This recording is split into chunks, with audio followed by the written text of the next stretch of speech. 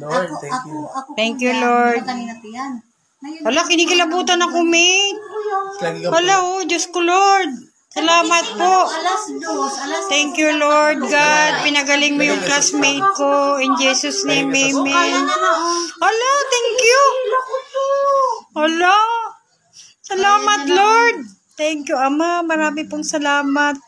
Sa himala nyo, nakilala ko po si Brother Odi, unexpected. Pero, hiniling ko na sa dami kong gamot na iniinom, hindi ako gumagaling, Panginoon. Pero hiniling ko po na sana makatuklas ako ng gamot na pinapahid lang. Sawang-sawa na ako dun sa mga iniinom ko. Nabibingi ako. Wala namang healing power. Pero nung makilala ko si Brother Odi, one time lang, naniwala ako. Salamat, Lord, Panginoon. Thank you po. Thank you, Lord. Salamat, Lord. Pinagaling mo na ang aking classmate, Lord. Matagal na po siyang nagsasuffer ng ganyan. Solo parent pa naman. Thank you, Lord.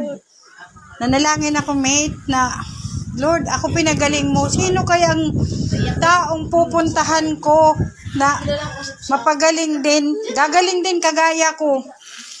Tapos nagpasok sa isip ko, hanapin mo yung classmate mo.